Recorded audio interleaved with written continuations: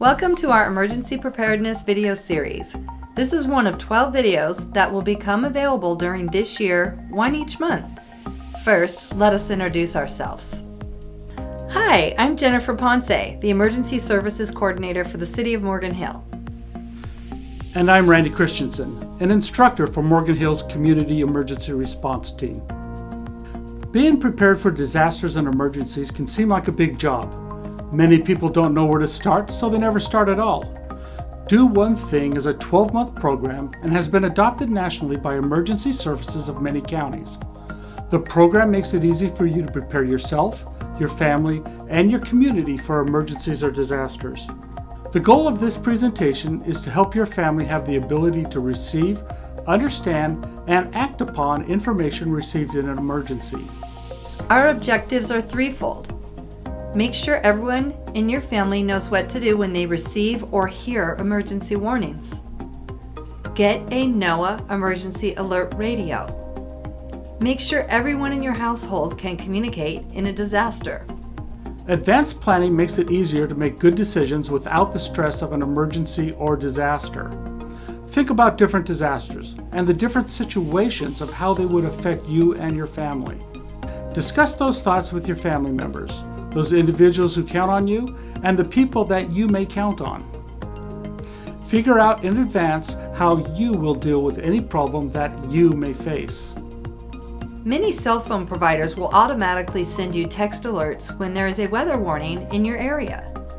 Specific smartphone apps can also give you emergency warnings if you download the app. Emergency warnings and information can be given out in many ways. They can also come from different sources such as federal government, your state, your county, and your city.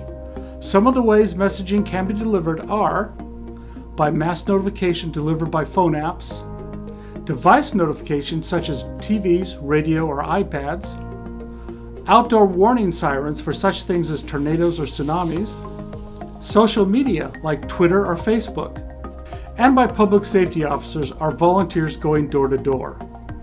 Because of technology-leading companies within our local geographical area, we are fortunate to have phone apps that will send out phone calls, text messaging, and/or emails when a disaster strikes or there's an emergency. You can normally select which type of messaging to receive with the option to receive all of the types. The phone applications in the counties of Santa Clara, Monterey, and San Benito automatically add all landline phones within their cities. Cell phones and voice-over IP phones need to be registered to receive these alerts and warnings. Make sure your phones and those of your family members, as well as those who depend upon you, are signed up. If you live in one city and work in a different one or a different county, you may want to consider signing up in multiple places. This is also true if a person that depends upon you lives in a different locale. Santa Clara County uses the Alert SCC application. If using a computer, go to www.alertscc.com to register. Alert SCC is available for iPhones and Android phones. Just search for Alert SCC app through your phone. San Benito and Santa Cruz counties use the Code Red application, developed by the company OnSolve.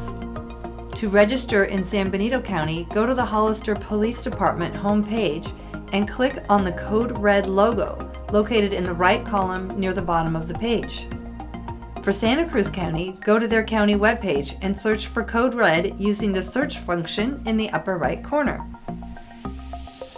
My Shake app is an early warning application which is now available publicly in California and Oregon. Every phone that has the app on it becomes a sensor measuring earth tremors. The application is available for iOS devices, which include Apple iPhones, iPads, and Android phones and tablets. The application allows the devices to recognize earthquakes with a magnitude of 4.5 or higher. Dependent upon where you are in relation to the earthquake, you'll either receive an audible warning and visual message before, during, or after.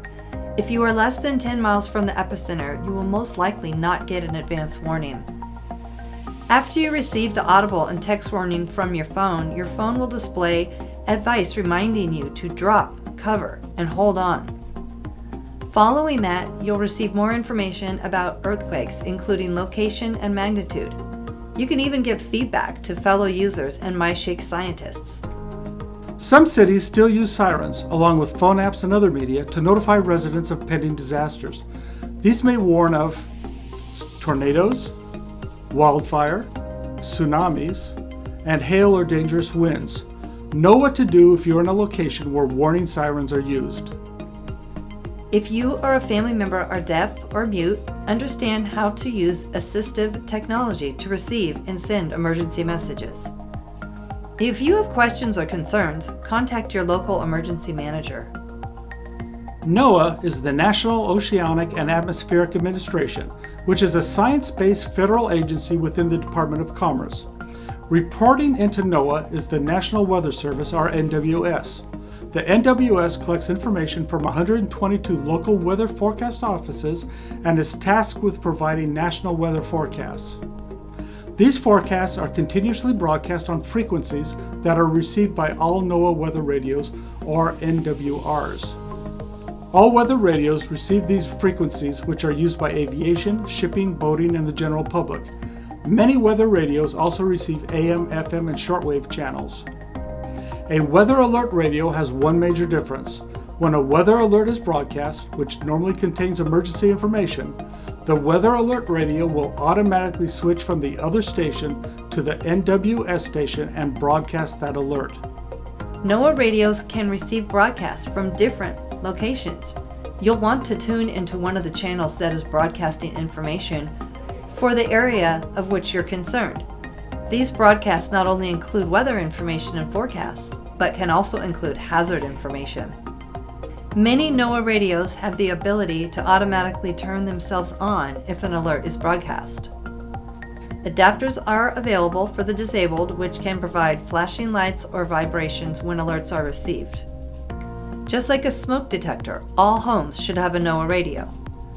NOAA radios can be purchased at electronic stores and on the internet. Most are made to be portable and will run on batteries. Some can also have solar collectors, which allow them to be charged without plugging them in. Some have hand cranks, which will allow them to be self-powered for 15 minutes with about 1 minute of cranking. Some will even charge up your other devices. Prices start about $20 and go up depending upon their capabilities and quality. You need to make sure that all of your loved ones get information, as well as give, in times of disaster. The way emergency information is delivered may not work for everyone. This is especially true of the elderly. Most messaging is delivered in English. If English is a second language, or if someone has difficulty hearing, this may be challenging. An interpretive device or an assisted device may be needed. Make sure your loved ones understand that emergency messaging may be delivered by different methods. They need to be familiar with different media delivery and cell phone technology. If they live where outdoor sirens are used, your loved ones need to know how to respond when hearing it. They also need to know when these sirens are only being tested. There may not be time to get warnings through the normal methods, and that police or fire may only be able to get through their streets using loudspeakers on their vehicles. They also need to be open to the concept of first responders or volunteers going door to door giving people instructions or orders. Some people, particularly the aged, have difficulties understanding messages and instructions during a disaster. There may also be memory issues impairing them. Warning messages scrolling across the bottom of a TV screen might move too quickly for them to read. In the latter years, some individuals, particularly men, have difficulty discerning colors and shades of colors. This may make reading information on TV challenging. Automated voices and voices spoken over loudspeakers can be difficult for everyone to understand. If you or a loved one thinks that they might have challenges understanding instructions in an emergency, there are ways to be assisted. Identifying a friend or family member that you or they are comfortable calling might be of help. Remembering to immediately write instructions down might need to become a habit. Keep a notepad near the phone. Smartphone apps and other tools might be an aid to helping them understand. There are other phone apps that can assist during an emergency besides those that just give alerts. Some can help a person respond to a disaster or emergency easier. There are applications that can assist in documenting steps that should be taken during certain situations. There are apps that will actually help you work through the emergency planning process. Some apps can assist with communication. If needed, have language translation apps already downloaded on the phone. There are also ways to make messaging happen very quickly just by pushing buttons on the phone. Many times, people start looking for information when the emergency or disaster is just about to happen. This delays actions that may be more critical. Some disasters just move too quick. This isn't the time to start making your plan. Your safety becomes more in danger the longer you wait. Take the time now to learn about what could happen in your community. This will significantly increase your reaction time when speed is essential for your survival. You're the one who knows best what your family needs and their limitations. Take the steps now to obtain the necessary information needed by your loved ones before a disaster strikes. In review, we have discussed 3 basic areas that can assist you and your loved ones to be better informed before, during, and after a disaster.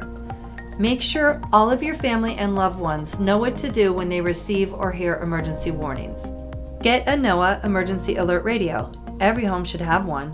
Like a smoke detector, it could be the one thing that saves your family's life.